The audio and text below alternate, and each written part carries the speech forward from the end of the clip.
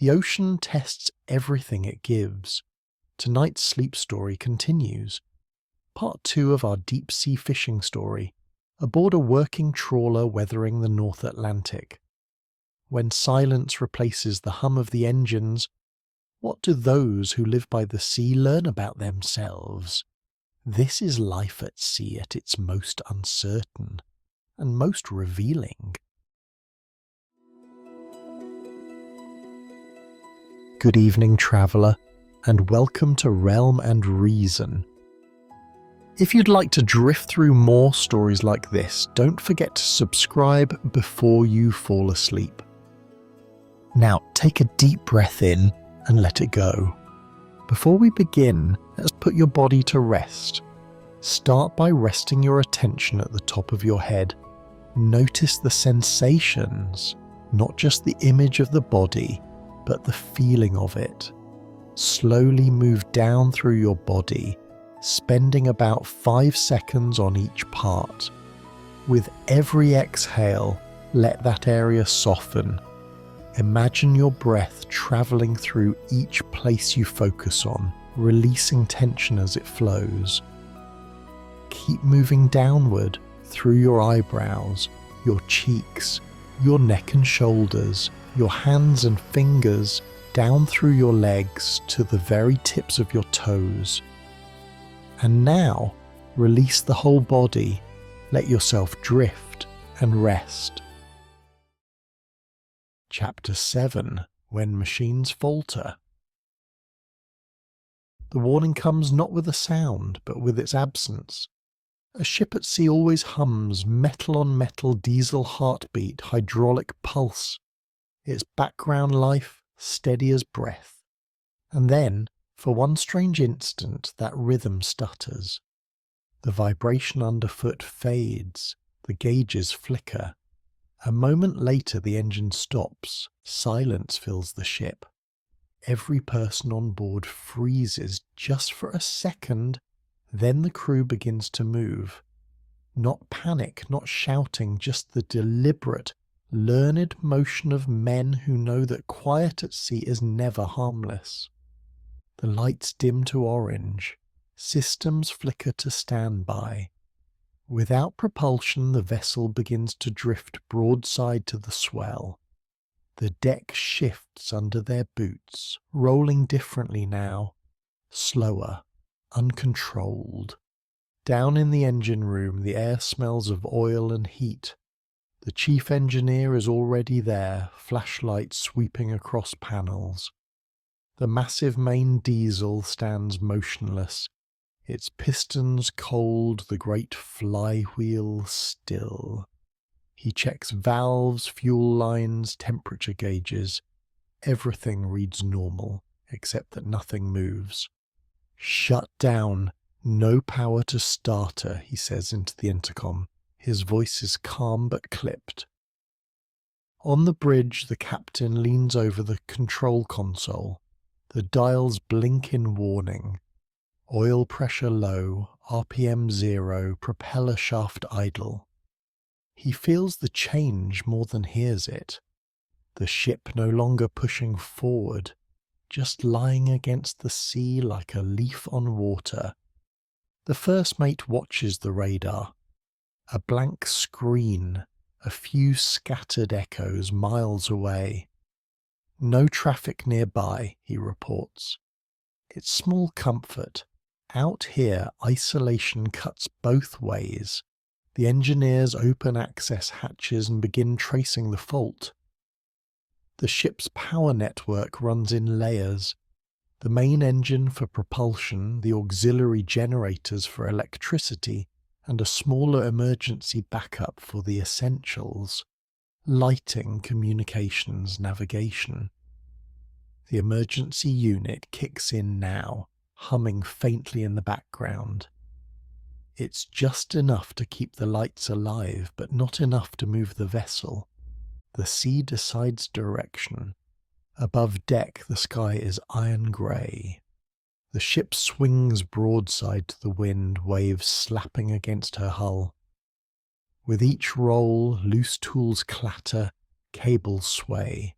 A low creak comes from the stern, the sound of tension, of steel under stress. The captain grips the railing. "Get me the chief," he says, though he already knows the answer. Below, the engineer wipes grease from his hands. "Main shaft won't turn," he replies over the intercom. "Something's jammed aft. Feels mechanical." The propeller shaft, that long metal spine running from engine to sea, spins through a narrow channel called the shaft tunnel. If it locks, it means something has caught where it meets the open water, usually a rope or net wound tight around the blades. They'd been towing their trawl net only an hour earlier, working a deep run along the edge of the Greenland shelf. The sea had been calm, the operation routine, but all it takes is a moment, a snag, a tangle, an unnoticed twist of line sucked into the propeller's spin for power to turn into paralysis. The captain calls down again. "Any chance it's a sensor fault?" "Negative. Shaft won't move by hand, could be net in the nozzle." The nozzle, a ringed metal shroud surrounding the propeller, improves thrust but also traps anything that slips inside. Once tangled, even a few meters of synthetic rope can bind a propeller so tightly that the engine seizes. "Then it's fouled," the captain says quietly. For a long moment no one speaks. Outside, the sea rolls slow and heavy, indifferent to their stillness. "Power down all auxiliaries," the chief orders.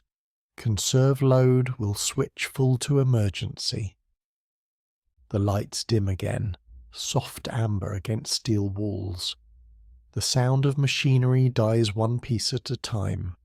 What remains is the slow slap of water against the hull, the occasional groan of shifting weight. They begin the ritual of troubleshooting. Engineers check for leaks, test pressure lines, inspect the clutch coupling between engine and shaft. No damage visible. The problem lies aft, underwater, invisible, unreachable. The captain studies the chart. They're drifting east at half a knot, carried by current. No nearby vessels, no land within 200 miles. "Send position by satellite," he says. The satellite terminal, their long-range communications link, takes a few seconds to wake. The message is short and formal: propeller fouled, engine stopped, drifting, position 62 degrees 57 north, 38 degrees 22 west. He repeats the coordinates 3 times as protocol demands. Accuracy is survival. Above deck, the bosun and his team secure loose gear. The heavy trawl doors are locked in place, chains tightened, cables coiled. A drifting vessel is vulnerable not just to weather but to its own weight. Anything unsecured becomes a threat when motion turns unpredictable. The cook brings coffee to the bridge. It's a gesture as old as the sea, a way to keep hands occupied and nerves steady. "We'll sort it," he says quietly, and no one disagrees. Hours pass.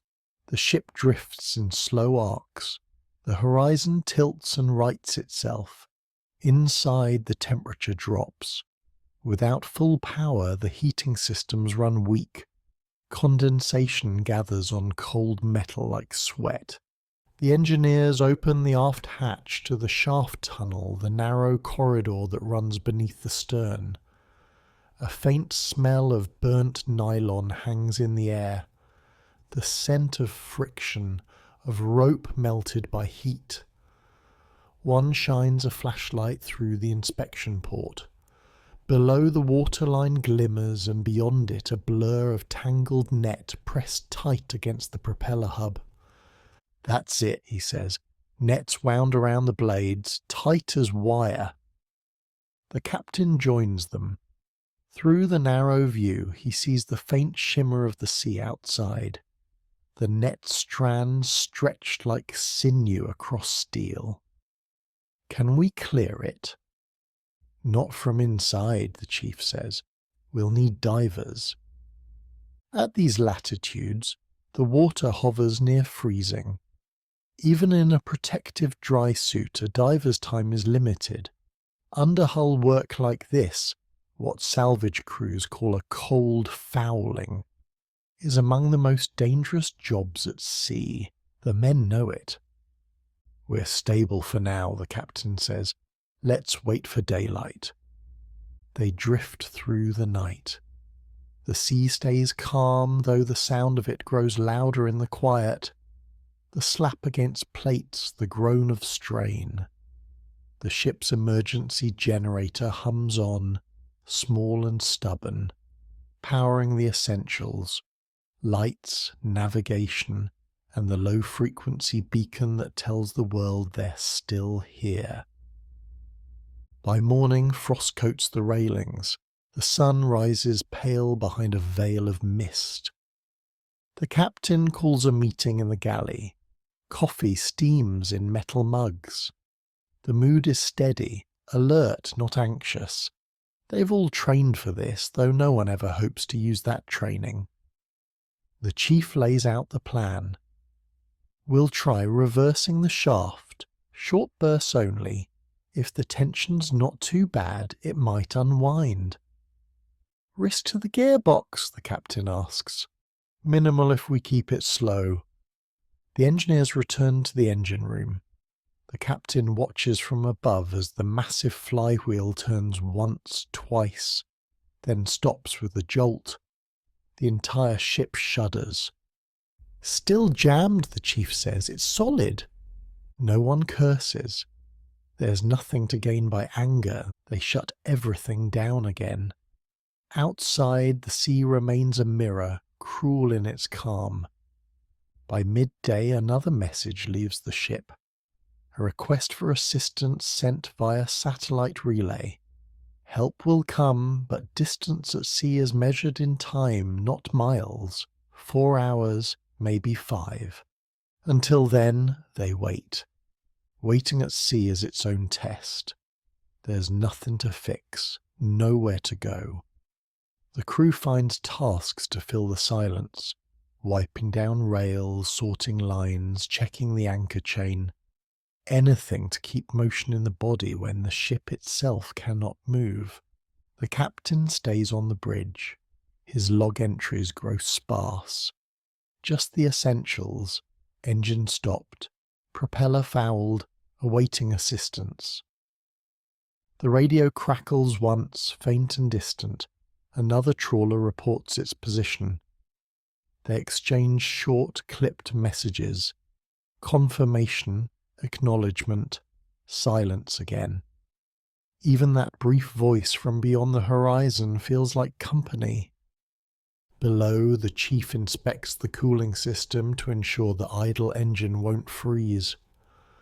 Without constant circulation, seawater trapped in the pipes can form ice, expanding just enough to crack steel. He opens valves, drains lines, listens for the reassuring hiss of water leaving. Temperature holding, he reports. The hours drag. By late afternoon, clouds thicken to the west. The barometer dips. The sea surface darkens. The wind shifts from south to east, cold and biting. Storm front coming, the first mate says. Of course it is, the captain replies softly. The assisting ship radios, 5 miles out, visual in 20 minutes, relief mixes with caution. 20 minutes is an eternity when weather changes this fast. The sky turns slate grey, the wind building in steady bursts. Waves slap higher against the hull. The trawler begins to roll, heavier now that she can't steer into the swell. Secure all hatches, the captain orders. Double lines on deck gear. The crew moves quickly. Ropes thud against steel as they're tied off. Water sprays over the bow and freezes where it lands, turning railings slick. The sound of ice breaking underfoot mingles with the groan of shifting chains. On the radar, a faint echo appears. The assisting ship. She's close, fighting the same sea. When she comes into sight, she looks like a ghost through the spray, smaller but steady, running downwind toward them. Her lights blink once, acknowledgement. Communication shifts to hand signals and radio bursts. The plan is simple. The other vessel will come alongside, keeping distance just enough to avoid collision, and pass a messenger line, a light rope that will carry across the heavier tow cable. Once connected, she'll pull them slowly toward calmer waters. "Stand by to receive," the captain says. The first attempt fails. Wind catches the line and throws it wide. The second lands clean across the deck, snapping tight against the rail. Crewmen haul it in by hand, glove to glove, until the thick steel tow line follows. They feed it through the fair lead, that curved guide at the stern that keeps cables from scraping the hull. The shackle locks home with a heavy clang. "Towing eye secure," the boatswain reports. "Confirmed," the captain replies. The assisting ship eases ahead. The tow line straightens, water hissing off its length. For a moment nothing happens. Then, slowly, the trawler begins to move. The propeller, still fouled, trails resistance. The entire ship trembles as the line tightens. The motion is slow, 4 knots at best, but it's motion. After hours of drifting, even that feels miraculous. As the two ships settle into rhythm, the wind shifts again. The storm skirts south, passing them by. A streak of sunlight breaks through, glinting off the waves. The captain exhales. "We're moving," he says quietly. The chief standing beside him nods. Machines fail, the ocean doesn't. Later in the logbook, the captain adds one final line beneath the hour's entry, under tow awaiting harbour repair. He pauses before closing it, then writes a note in the margin, something few will ever read. Every system has a weakness. Every crew has a will. Outside, the two ships move together across the dark water, their wakes intertwining, fragile proof that even when machines falter, human hands can still find a way forward. The sea, endless and unbothered, rolls beneath them. The hum of engines, one working, one silent, merges into the single sound. A reminder that survival, at sea or anywhere, isn't about perfection, it's about persistence, and so they keep moving, slow, steady, tethered to hope and to each other, toward the faint promise of a harbour over the horizon. Chapter 8. Help over the horizon. The morning after failure is always quiet. No alarm, no sudden panic, only the hollow silence of a ship no longer under its own power. The main engine had stopped in the dark hours, fading from its steady thrum to stillness. For a long moment afterward, the crew stood listening, hoping to hear it catch again. But the vibration, that low, reassuring heartbeat that filled every room, never returned. A working trawler isn't meant to drift. Without propulsion, she lies broadside to the waves, rolling helplessly with each swell. Plates slide in the galley, a mug clatters across the mess table. Every sound seems louder without the engine's background hum. Down in the engine room, the engineers move quickly but without haste. The diesel stands silent, its pistons still. They check pressure gauges, trace the fuel lines, test switches, maybe a fouled intake, maybe a shaft obstruction, or worse, a net wound tight around the propeller deep below the hull. At 40 meters of depth, the sea is too cold and violent for normal diving. That's beyond recreational limits, a realm for specialized commercial divers, and even they would find it dangerous in this current and temperature. For now, the crew can only guess what lies below. The captain orders the auxiliary generator started, a smaller diesel unit that feeds electricity to the lights, navigation and pumps. It brings the ship back to life, but not to motion. The difference is stark. Power without propulsion. The trawler glows once more, yet she drifts like a lantern in the dark. Outside, the wind has eased to a steady murmur, the sea a long grey plain.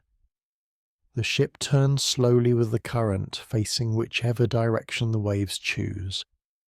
On the bridge, the captain calls up the satellite terminal.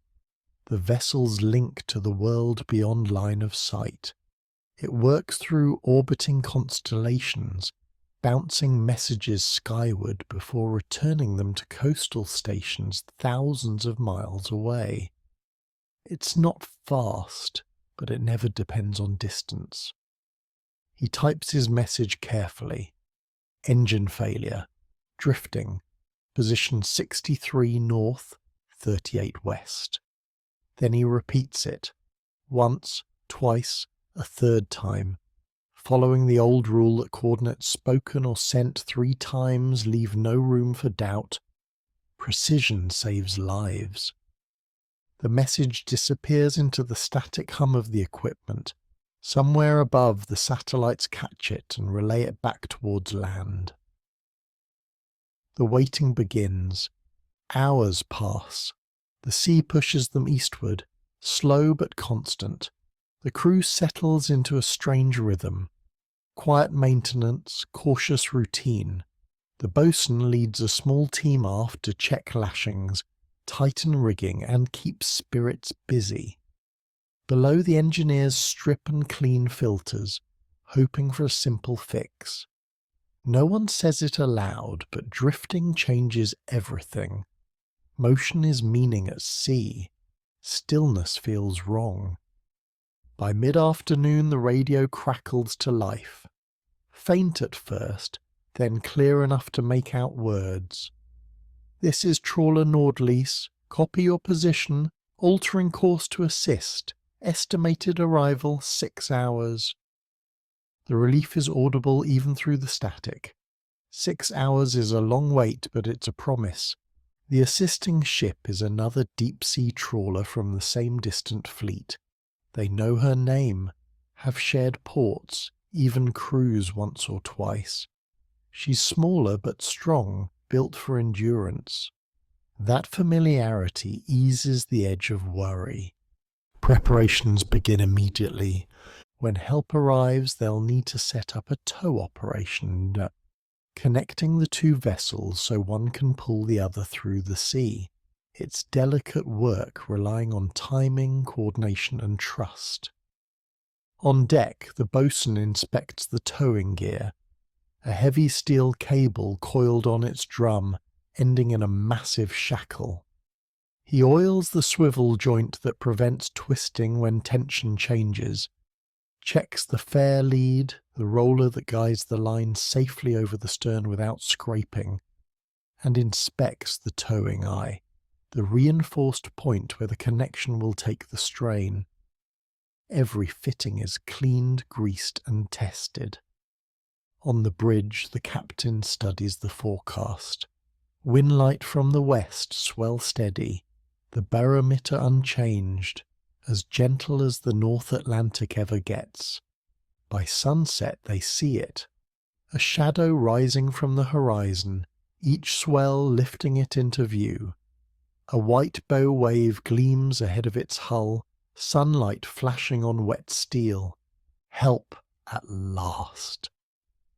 The approaching trawler alters course, running downwind toward them. As she nears, her deck lights flicker to life. Warm glows moving across the grey. The captains hail each other by radio, voices steady, trading calm precision. "We'll approach from your port quarter," the assisting skipper says. "Sea state moderate. We'll send the line when close enough." "Understood," replies the captain of the disabled ship. "We're ready aft." The two crews begin their slow choreography. Ropes are coiled, cranes powered up, safety lines clipped. Everyone knows their part. At 50 meters distance, the seas between them churn violently, the swells colliding. Bringing ships this close is always risk. 200 tons of steel each, moving with different rhythms, bound only by skill and trust. "Stand by on the line," the boatswain calls. A deckhand aboard the assisting ship raises a line-throwing apparatus, a compact launcher that fires a narrow projectile carrying a light rope called a messenger line. It's the first step in every tow. The small rope carries the big one. The deckhand waits for a lull between waves, then fires. The sound is a muffled crack, swallowed by the wind.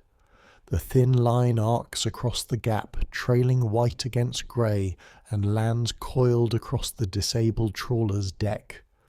Crew rush to it, hauling it in by hand, the rope sliding wet through gloves until the heavier tow cable follows.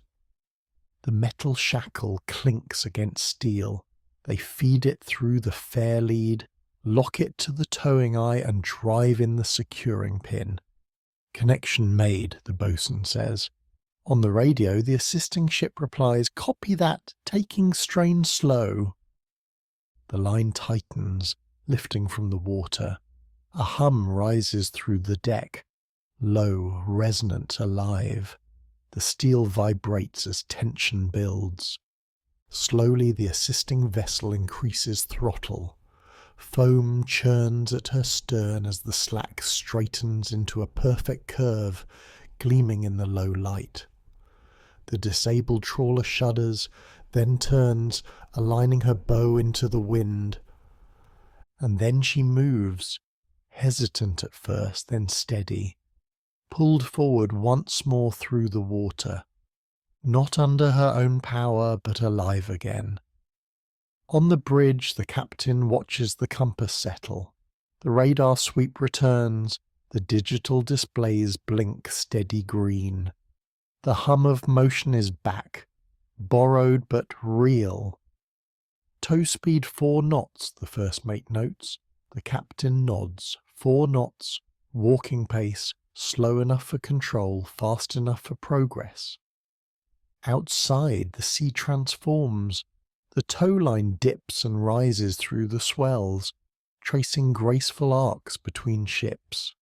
Spray catches the last light of day, scattering it in tiny rainbows. Every few minutes, the boatswain checks the strain gauges mounted by the winch. The needle trembles around 2 tons, well within limits. Too much load and the line could snap, a disaster neither vessel can afford. The crew listens constantly for warning tones, the groan that precedes a break, the creak that means tension building too fast. Both captains steer by rhythm, not instruments. The towing ship adjusts power to match the swells, letting the cable breathe in and out. Mismatched motion can shock load a line, snapping it in an instant. Seamanship here is all about restraint, letting the sea set the tempo. Night arrives slow and heavy. Deck lights throw halos into the mist, turning the spray into drifting silver dust. Between the ships, the tow line gleams like a wire of moonlight stretched taut across darkness. In the wheelhouse, warmth and fatigue mingle. The logbook waits open under lamplight. The captain writes in small, deliberate script. Under tow, companion vessel ahead, course west-southwest, speed 4 knots. He pauses, then adds sea moderate, crew secure. On the towing ship, the helmsman holds course, the compass steady. His world is narrowed to the faint glow of instruments and the feel of motion beneath his boots. He adjusts throttle in single revolutions, keeping the line balanced, always mindful that strain and mercy share the same rope. Every few hours the captains exchange short radio calls, simple confirmations of condition and course. Each message ends the same way, all steady. By dawn the wind eases. The sea softens to long, even rolls. The two ships remain tethered, moving as one. The sun lifts pale over the horizon. Its light catches on the cables, turning each droplet of spray to gold. After the long night, the sight feels almost ceremonial. By late morning, the radio hums again, a coastal signal acknowledging their position. A harbour tug will meet them closer to shore, ready to guide them the final miles. It's standard practice. The large tugs or emergency towing vessels take over near land where manoeuvring space narrows. The assisting trawler will soon be free to return to her grounds. The boatswain checks the fittings one more time. The tow line hums like a giant string under his boots, vibration alive through the deck. He places a hand on it, just for a moment, as if greeting a friend. "Good steel," he says quietly, still holding. Ahead the horizon lightens with the first hint of coastline. The crew gathers on deck, silent but smiling. When the harbour tug appears, she looks almost playful against the sea. Bright red hull, powerful and compact. She circles once, her engines deep and confident, then pulls alongside the assisting trawler. Ropes arc between them, voices call across water, and in slow choreography the strain shifts from one ship to the next. The smaller tug takes the weight. The assisting vessel eases back. The cable slackens, water rushing along its length. The exchange is clean, efficient, practiced. Centuries of seamanship reduced to a few calm commands and perfect timing. As the harbour tug pulls the disabled trawler toward port, the assisting ship turns away, her work done. She passes close enough for a final wave. The captains exchange thanks over the radio, static, softening their words but not their meaning. Appreciate the tow. Glad to help. Fair weather ahead. Then the distance grows again. The assisting vessel's stern light fades into the mist until it's just another glimmer swallowed by the horizon. The trawler under tow moves slowly, the cable rising and falling behind the tug like a heartbeat. For a long time no one speaks. The men stand by the rail, watching the sea slide past, each swell now a little smaller, a little kinder. The hum of motion returns to the bones. Out here, self-reliance is sacred, but connection keeps you alive. According to NIOSH data, many lives in this trade are lost not to storms alone, but to machinery failure and delay, to the time it takes for help to arrive. Out here, speed is survival, and sometimes survival is patience. By evening, the harbour lights appear, small warm points scattered against the dusk. The tug slows, guiding them into the channel with gentle, deliberate pulls.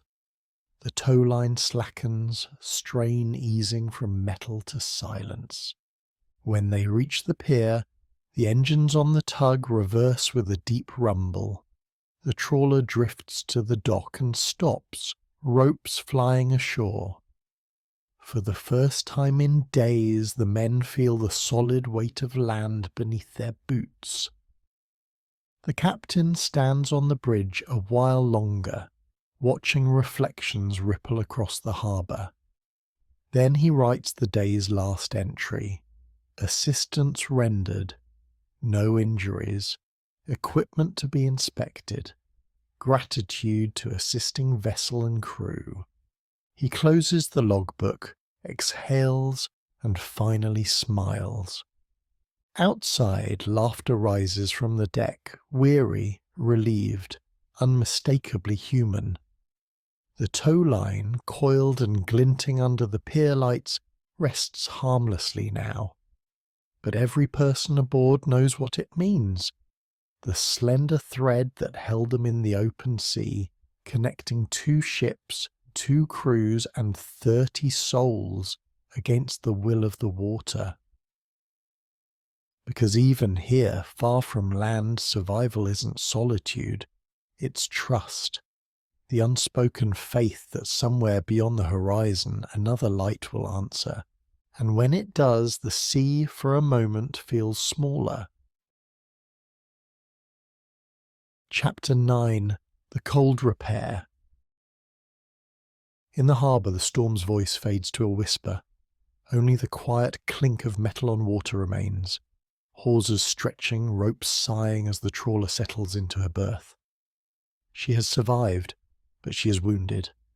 Down at her stern, near the waterline, the sea laps against the hull in slow, rhythmic breaths.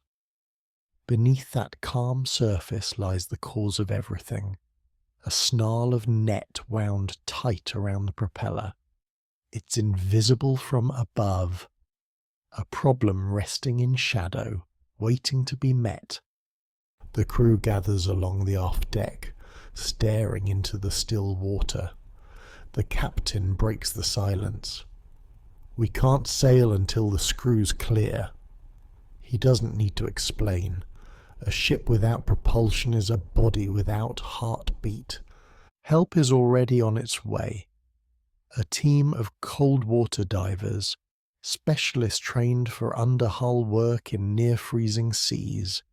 They belong to a small world of professionals who dive where few would dare, working blind and slow beneath ships in Arctic water.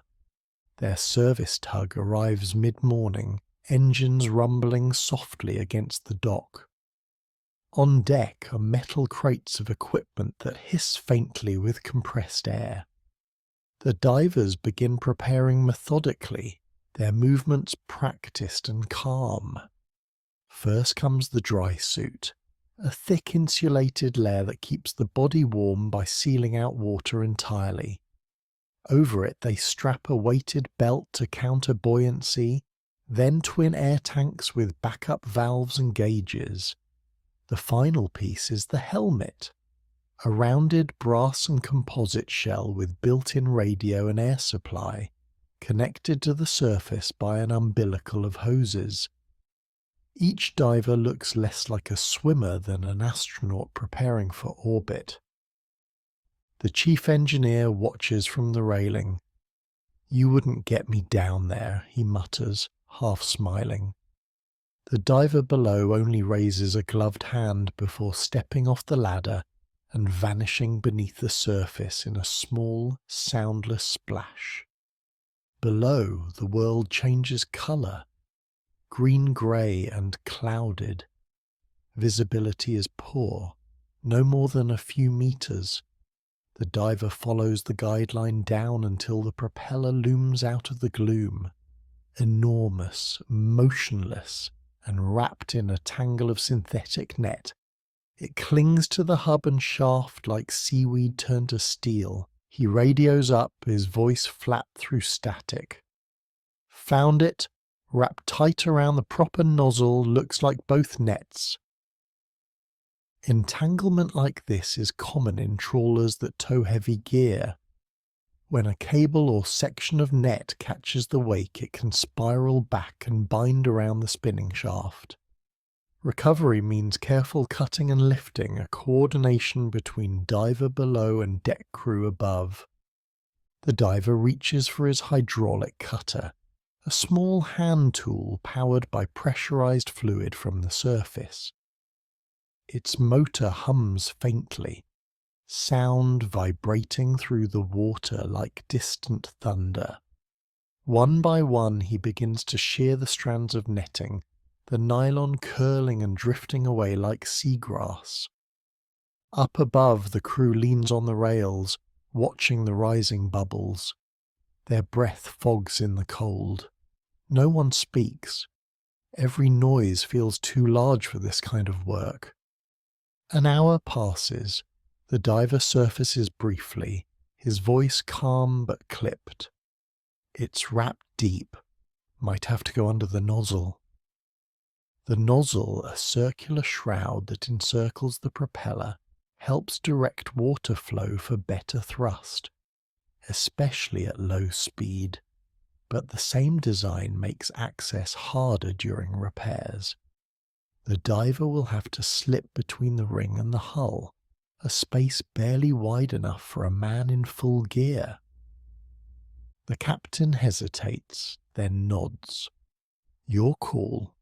The diver drops back beneath the surface. Minutes pass. His voice crackles through the speaker. Under the nozzle now, working blind. In the narrow gap there's no light left, only touch. The diver feels along the edge of the hub, fingers tracing the rough weave of rope fused by friction. The cold bites through even the insulated gloves. He adjusts the cutter and begins again, slicing, pulling, freeing. Above, the engineers test the flywheel in the engine room, a manual rotation of the main shaft. It shifts half an inch. The diver feels the faint vibration through the hull and smiles behind the helmet glass. We've got movement, he says softly. When he surfaces again, his suit beads with ice. The surface crew hauls him aboard, steam curling off the suit as cold air meets warmth. His face is flushed, lips pale, but his grin is visible even through exhaustion. It's loosening, he reports. One more run should do it. A second diver takes over, carrying a larger hydraulic saw. The thick hose trails back to the compressor aboard the tug, feeding steady power through the umbilical line. The saw hums low and heavy underwater, a rhythmic pulse that echoes through the hull like a heartbeat returning.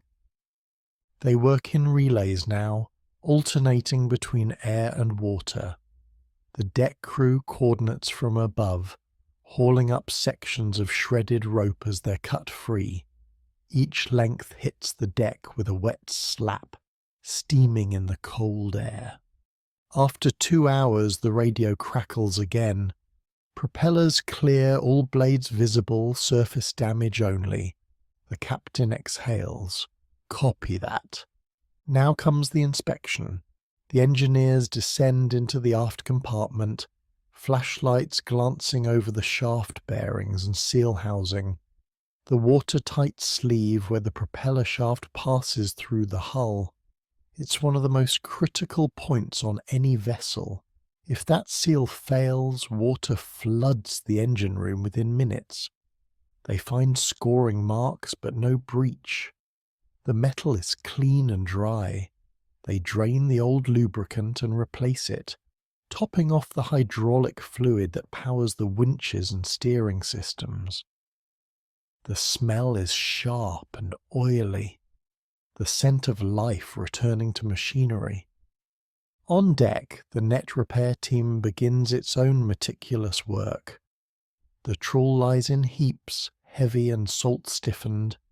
Using long netting shuttles, they stitch the torn mesh by hand, weaving new line through old. Knot by knot, pattern by pattern, the net regains its shape. It's slow labour, half muscle, half memory, a skill passed from one crew to the next. The air bites at their hands, but no one stops. Someone hums a tune old and wordless, just to fill the space. In the galley, the cook fills thermoses with black coffee. They'll want it hot enough to bite back, he says, setting them by the door. He's right. Outside, the air sits at -10 degrees Celsius, and every breath leaves a crystal cloud behind. By midday, ice forms along the waterline. Each time a diver enters or exits, the surface cracks like glass, then freezes over again. The harbour is quiet except for the mechanical chuff of the compressor and the occasional metallic tap of a tool against the hull. Repairs in this cold are an act of endurance. Steel shrinks, seals harden, and even gloves lose flexibility. The engineers use small portable heaters to warm valves before testing them. A brittle fitting can split without warning. Every adjustment takes patience. Below deck, the auxiliary generator hums softly, keeping lights and pumps running. It powers everything except propulsion, the ship's mind, not its muscles. The main engine remains idle, waiting for word from below. Finally, the diver radios up again. "Proper nozzle clear, you're good to test rotation." The chief engineer moves to the control console. "Slow ahead," he says, his voice low but steady. The main diesel coughs, catches, and rumbles to life. In the engine room, vibration returns to the floor plates, faint at first, then stronger. From the bridge, the captain watches the stern through the window as the propeller turns once, then twice. Smooth, even, whole. "Full rotation confirmed," the diver says from below, his tone flat but proud. "All clear." A cheer ripples through the deck. It isn't loud, just a few claps, a few grins shared through the chill air, but it carries all the warmth they need. By dusk, the divers climb back aboard for the last time. Their suits steam against the cold, each piece of gear glistening with frost. The captain shakes their gloved hands. "You've done good work," he says. The divers nod, already coiling hoses, silent professionals who know that in this trade precision matters more than praise. As darkness settles, the trawler hums again, low, idle, steady rhythm. She's not moving yet, but she breathes. The sound of machinery beneath the deck feels like heartbeat returning to flesh. Inside, the crew gathers for a late meal. Bowls of soup steam in their hands, faces glow from heat and fatigue. Someone mentions how quiet it feels when the engines stop, and how loud the silence becomes. Another nods. That's when you realize how alive the noise really is. They talk for a while, then lapse into silence again, listening to the faint thrum through the deck plates. Outside, the harbour is still. The water reflects the pier lights like stars laid flat on glass. Frost gathers on the ropes and railings. Below the surface, the newly freed propeller gleams faintly in the underwater lights. Smooth, cold, and ready. Tomorrow she'll leave again, sliding back toward open sea. The ocean always takes its share, of metal, of energy, of patience, but it also teaches rhythm. Break, repair, endure. The work of fixing things is never separate from the act of sailing. It's simply another verse in the same long song. The captain walks one last circuit before turning in. He checks the tension on the mooring lines, listens to the hum of the diesel through the soles of his boots, and feels, for the first time in days, the familiar steadiness of order returning. In his cabin he writes in the logbook, propeller cleared of entanglement, shaft seal intact, systems restored, crew in good order. He sets down the pen and rests his hand on the cover. Outside, the sea laps softly against the hull, the same sea that stalled them, tangled them, and now cradles them in calm. Tomorrow they'll ease from the pier, engines low, wake spreading white behind them like breath in cold air. And somewhere below, on the harbour floor, the cut fragments of net will drift down and settle, relics of struggle, becoming part of the quiet world they came from.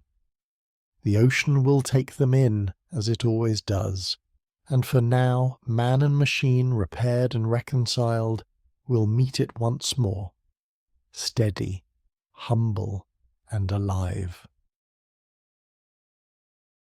Chapter 10. Back to Work.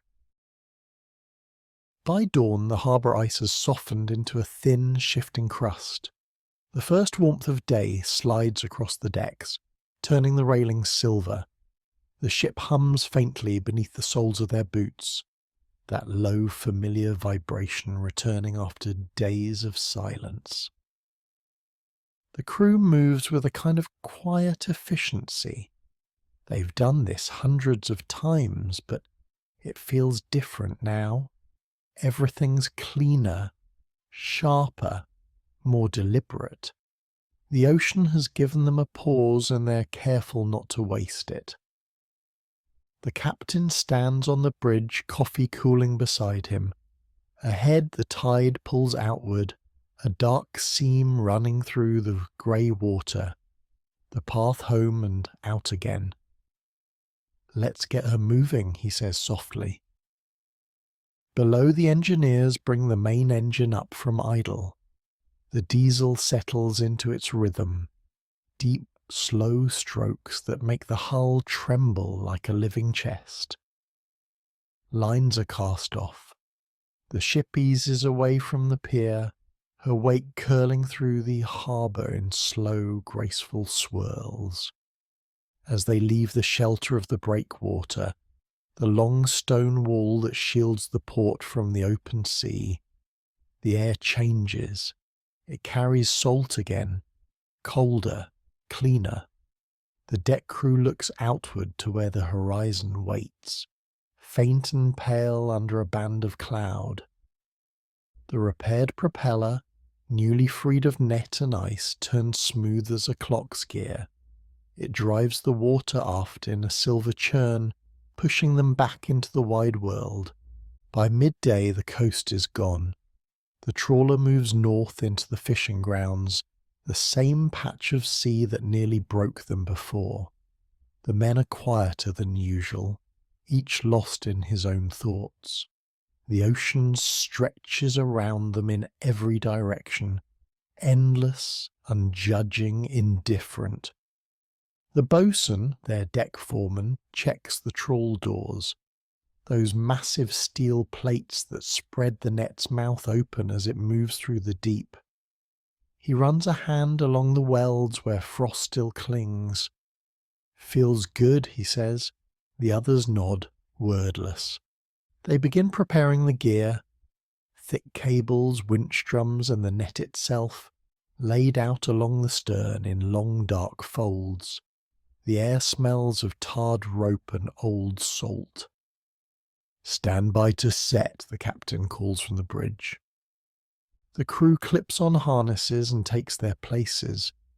The hydraulic winches start up with a soft whine, powered by pressurized oil that allows heavy loads to move smoothly, even in rolling seas.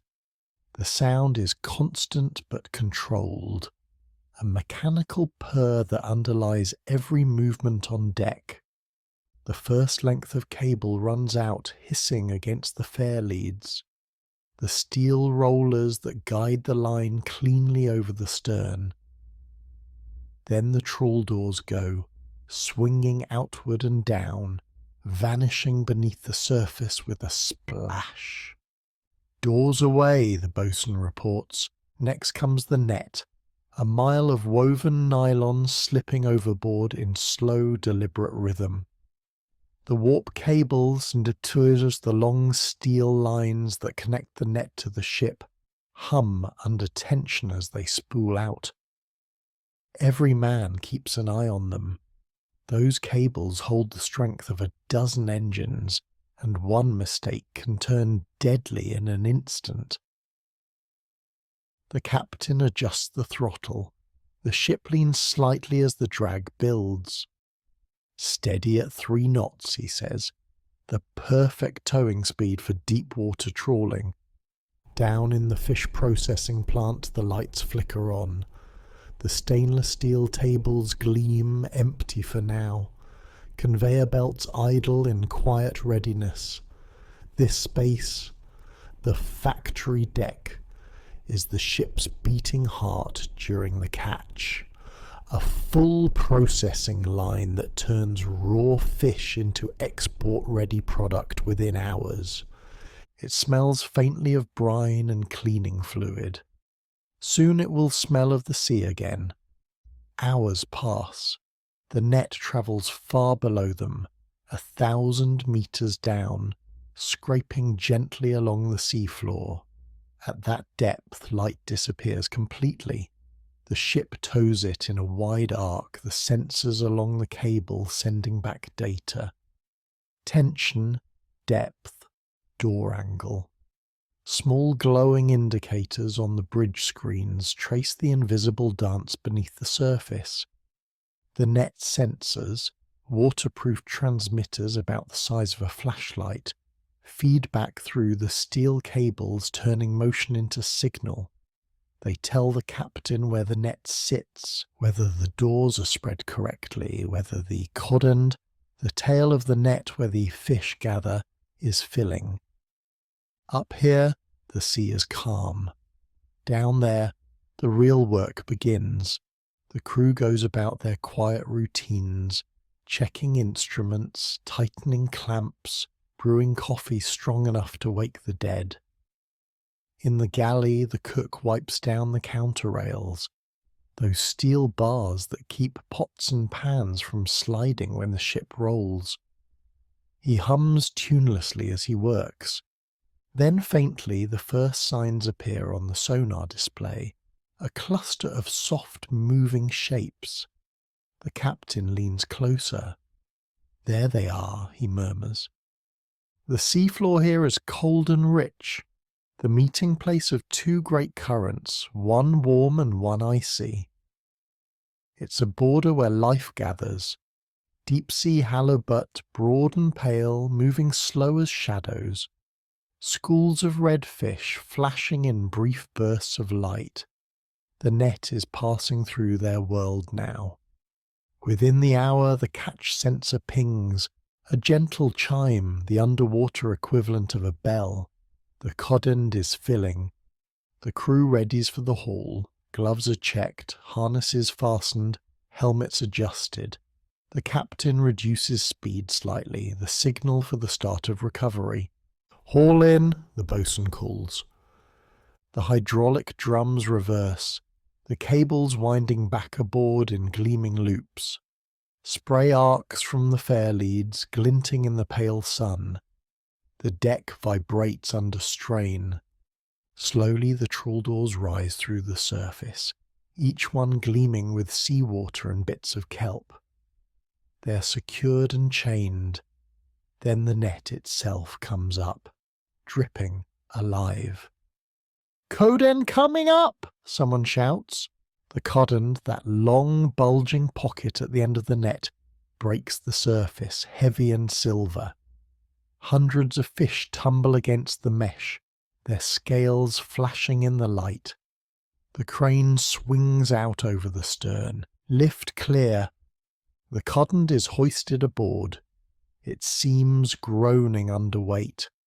A quick release line is pulled and the fish cascade through the open hatch into the factory below. The sound is like rain on tin. For a moment everyone just watches. The work that nearly killed them days ago has returned.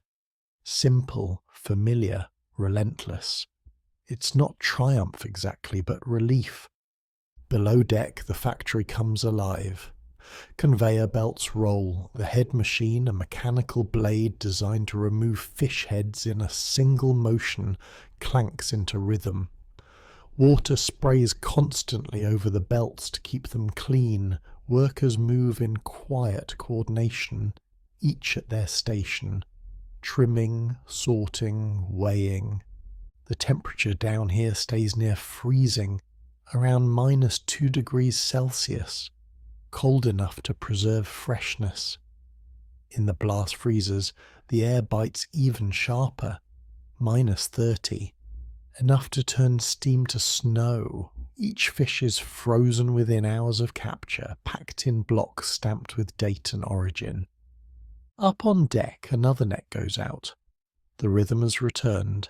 Set, tow, haul, repeat. The sea is calm, the air clear. The sun dips low, painting the water copper. A pair of fulmars, small grey-white seabirds built for endurance, glide alongside the ship, hovering in the updraft of its wake. Their wingtips brush the spray, effortless. To them, the trawler is just another moving island, a chance at scraps, at life. Farther out, a shape surfaces, the slick back of a whale, dark as slate, rolling through the waves with slow grace. The crew watches in silence. One of the older sailors murmurs, "They always show up after storms." No one answers, but they all feel the same quiet understanding. As night falls, the horizon glows faintly under the aurora, thin curtains of green light rippling across the northern sky. The men on deck stand for a moment, letting their eyes adjust, the net still running out behind them. Inside the factory, the hum continues. A small radio plays softly near the packing table, a low voice reading the weather forecast. The cook brings down mugs of tea, setting them beside the workers without breaking their rhythm. Every few hours the captain walks through the ship, bridge to deck, deck to plant, checking everything by habit. The air smells of salt, oil and clean steel. The hum of engines and machines blends into a single heartbeat again. For the first time in days, no one talks about the storm, or the propeller, or the silence that followed. Those memories are fading, replaced by the noise of purpose. In the early morning hours, the second haul comes in. Another cud end rises from the dark, heavy with fish. The crew moves with practiced grace, guiding it with poles and hooks, avoiding the snapping tension of lines. "Easy," the boatswain calls. "Keep her steady." The cudden swings into position, water streaming from it in silver sheets. It opens with a deep, wet sound, the catch pouring into the chute. The men smile, tired, salt-streaked, content. Below, the belts move steadily. Fish slide by under white light. Knives flash, water runs, and the sound of the factory is its own kind of music, a rhythm of return. Outside, the sky brightens again. The storm is only a memory now. The sea lies calm, almost glassy, broken only by the ship's long wake. Gulls trace lazy circles overhead. The captain stands on the bridge wing, one hand resting on the cold rail. The wind smells of fish and diesel and distant ice. He glances at the horizon, pale, infinite, and feels something close to peace. For the crew, the crisis has folded back into routine. The danger, the repair, the waiting, all of it has resolved into motion once more. The ocean doesn't forgive or forget. It just moves on. So do they. By noon, the day's catch nears its quota.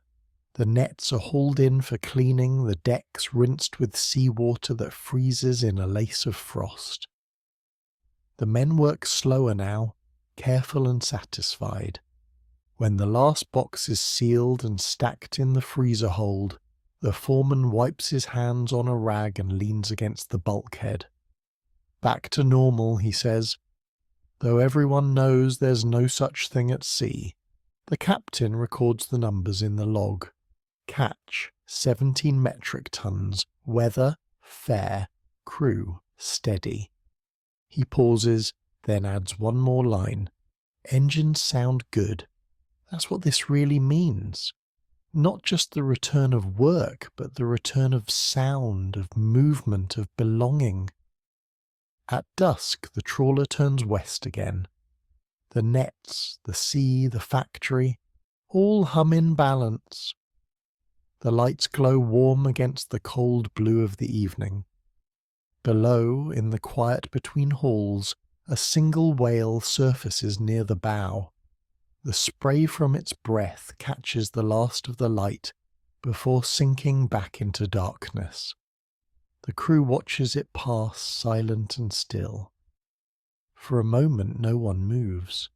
Then someone whispers, almost to themselves, "Everything's back in rhythm." And it is. The nets go down, the engines hum, the ocean answers, patient, eternal, alive. Chapter 11. A Harbour of Sleep. The last stretch home always feels longer than the journey out. Not because of the distance, that's the same, but because time moves differently once the work is done. The nets are stowed, the holds sealed, and the steady hum of the ship becomes something else entirely. A kind of lullaby. The sea is calm again, brushed silver under a low sun. Each small wave lifts and falls with the rhythm of breath. The diesel engine, once a sound of labour, now purrs in a softer register, slow even, almost soothing. It vibrates through the steel hull, through the floorboards, through the soles of boots, until it feels less like noise and more like heartbeat. The men are quieter now. Their faces are weathered from wind and salt, but there's a lightness in their posture, a stillness that comes only after motion. The storm, the breakdown, the repair, all of it has passed into memory, smoothed by repetition and the patience of the sea. On the bridge, the captain keeps his usual watch. His hands rest lightly on the brass rail that borders the window. The radar spins in its slow circle, sweeping empty space. The screen shows only a few faint echoes. Another trawler heading south, a container ship far to starboard. He notes their positions out of habit, then looks up again. The horizon is clear. Below deck, the crew begins their routines for the return. They scrub down the factory deck, the ship's onboard processing floor, until the stainless steel shines again. Knives are cleaned, hoses drained, belts stopped. It's a ritual that marks the end of each voyage, the reset before the next. In the engine room, the engineers check their gauges one last time. The air down here smells of oil and heat, that familiar blend of labour and life. They touch each pipe and valve in turn. Oil pressure steady, coolant flow good, fuel lines clean. Everything feels as it should, controlled, balanced, humming along. Back on deck, the boatswain leans against the rail.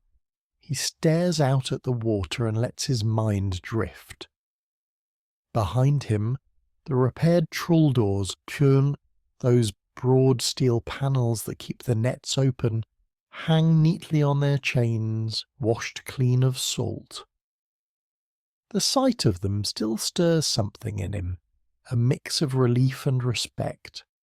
A few seabirds trail the wake, dipping in and out of the white froth. They're not following for scraps, just curiosity.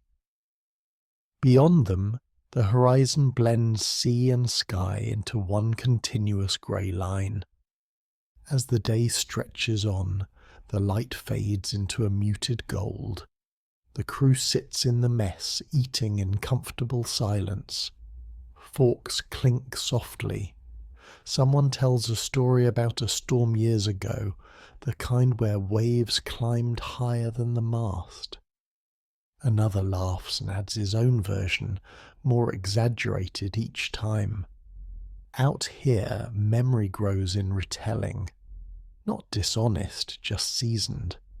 When the dishes are done, most drift to their bunks. The cabins are small, barely enough space for 2 narrow beds and a locker between them. One man sleeps while the other stands watch. They trade places like tides. The sound of the engine becomes their rhythm, a deep, endless murmur that fills the dark like breathing. In that sound lies the truth of life at sea. There is no silence, only steadiness. The captain remains at his post. He marks their position on the chart, latitude by longitude, pencil line meeting curve, then folds his hands behind his back. To port, faint lights glimmer, the first sign of another vessel making its way home. He smiles faintly. There's a quiet fraternity in that, ships scattered across an ocean, all heading toward their own small harbours. They rarely meet, yet each one knows the other exists. That's enough. Outside, the sea is black glass. The trawler's wake glows faintly where the propeller stirs bioluminescence. Tiny marine plankton that spark blue-green when disturbed. It's a natural light, soft and steady, following the ship like a ghostly tail. The men who notice it don't speak, they just watch, letting it settle into memory. Somewhere below, a whale surfaces briefly, its exhale a deep, hollow sigh. The mist catches the light from the stern lamps before fading back into darkness. It's gone as quickly as it came, but the sound lingers. That reminder of scale, of life still unfolding beneath them. They're not alone out here. Not really. By morning the coastline appears, faint at first, then growing clearer with each mile. Low cliffs, scattered lights, the faint outline of a lighthouse on a headland. The harbour they left days ago feels smaller now, almost fragile compared to the vast plain they've crossed. As they approach, the captain radios ahead. A short message on the VHF, the standard ship-to-ship channel. Inbound trawler, requesting harbour entry. The reply comes back almost instantly, calm and familiar. Proceed to outer breakwater, pilot will meet you there. A harbour pilot, a specialist who knows every depth and turn of the channel, will board soon to guide them in. It's tradition and safety both. One more layer of knowledge between ship and shore. The pilot boat appears fast and small, cutting through the waves in a V of spray. When it draws alongside, a man in a bright orange coat climbs the rope ladder, his movements sure despite the swell. The crew greets him with nods and tired smiles.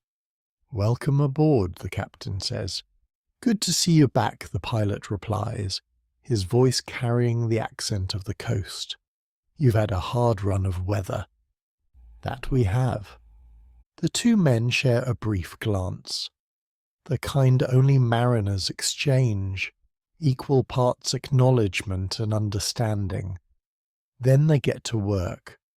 The pilot takes the helm, easing the vessel toward the mouth of the harbour. The breakwater looms to port, a wall of stone that shields the inlet from the open sea. Beyond it, the water turns calm again, flat as slate.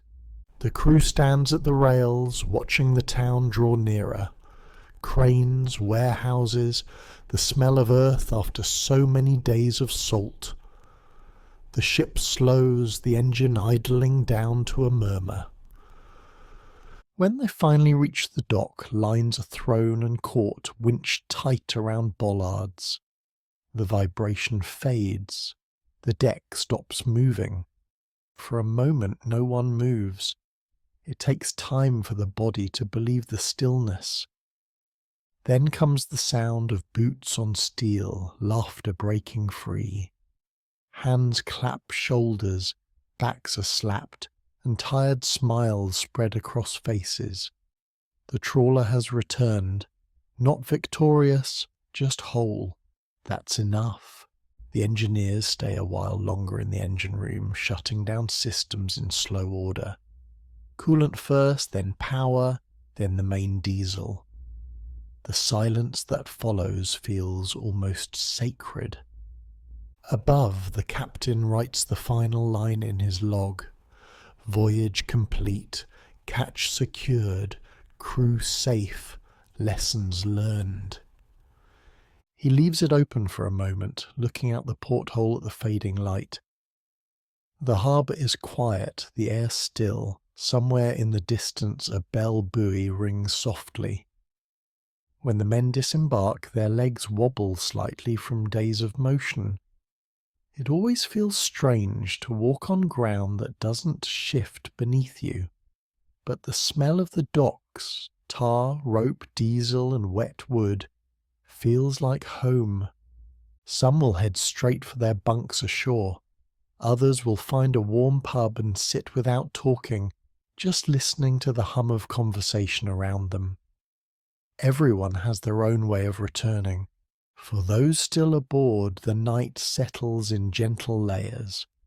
The engine cools, the deck's empty, and the ship rests against the pier like a tired animal.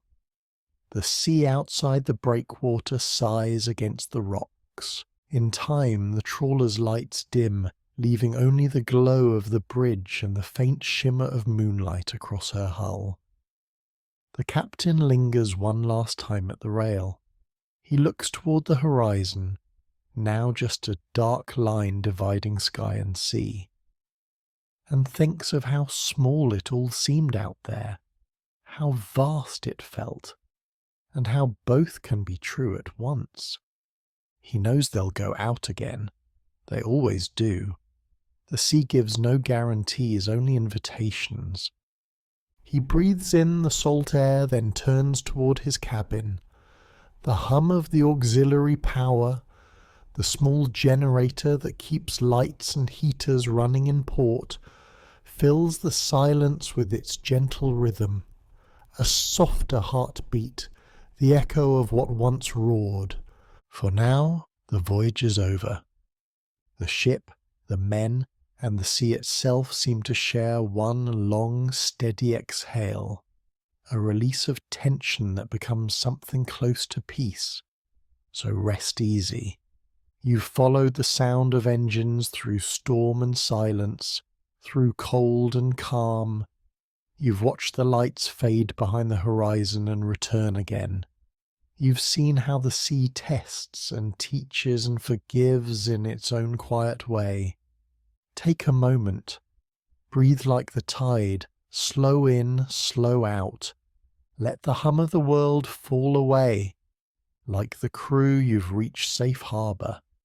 The decks are still, the engines cooling, the ocean outside at rest. Drift now, the way the ship drifts in calm water.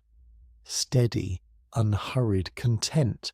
And when you wake, carry that calm with you. The world moves fast enough. There's no need for you to match it. If you found stillness here, leave a light in return, a like, a comment, a quiet word of your own. It helps this voyage reach others who might need rest too. Until the next story, sleep well and dream of calm seas. The engine hum fades and the horizon holds steady, endless, silver and serene.